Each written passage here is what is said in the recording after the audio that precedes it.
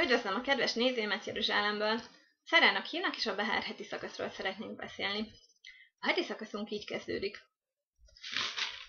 És szólt az örökkévaló Mózeshez mondván: szólj Izrael fiainak, és mondd nekik, ha bementek az országba, amelyet én nektek adok, akkor tartson a föld szombatot az örökkévalónak. Hogy eszébe Dabereb né Izrael, valmátáliam, kitavó al-hárec, áseranin nottán, Dachem, Savta a Hárez, Sabbat Ladonai.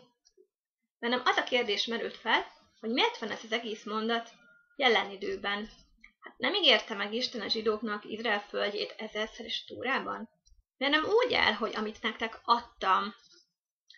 Azért, mert Izrael földje egy olyan ajándék, amit nem szabad biztosra vennünk.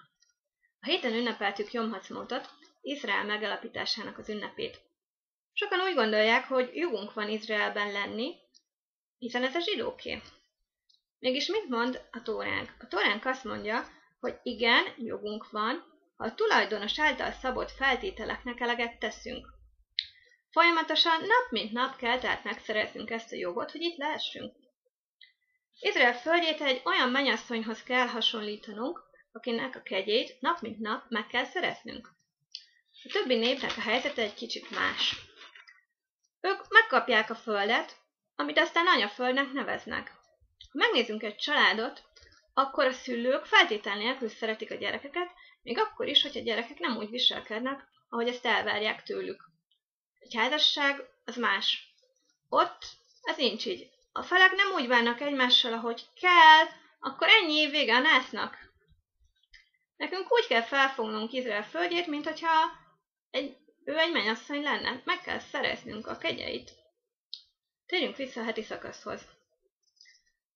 Az első mondat így szól: nektek adom a földet, és tartson a föld szombatot az örökkévalónak. A szombat az a föld viszonylatában a smita év. Ez egy olyan év, amikor a földet hagyjuk pihenni, amikor nem műveljük meg. Ez egy hatalmas kihívás, mert ez azt jelenti, hogy egy évig nincsen bevitele az embereknek. A smita megtartásával lehet bizonyítani a mennyasszony felé a folyamatos szeretetet. Ez a smita egyébként az emunának a szimbóluma, az Istenbe vetett bizalomé. Ez a feltétele annak, hogy itt legyünk. De egyébként a Tórában találunk más példát is arra, hogy a földet nem szabad biztosra vennünk.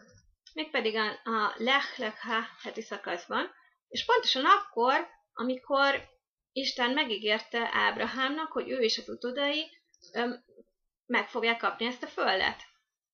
És mégis hol van ez?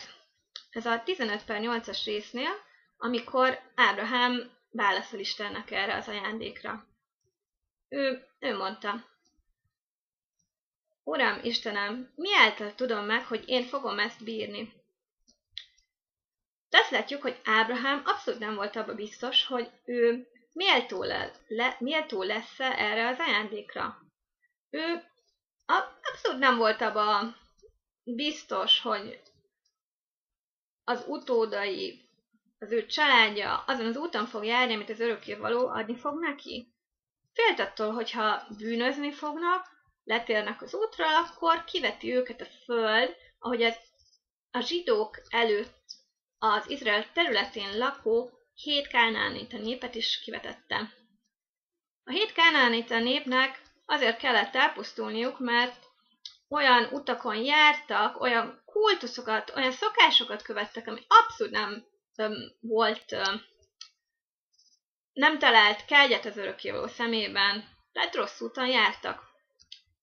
Emiatt is kell nekünk igyekeznünk arra, hogy nap mint nap megszerezzük a jogot arra, hogy itt lehessünk. Mindenkinek szép szombatot kívánok!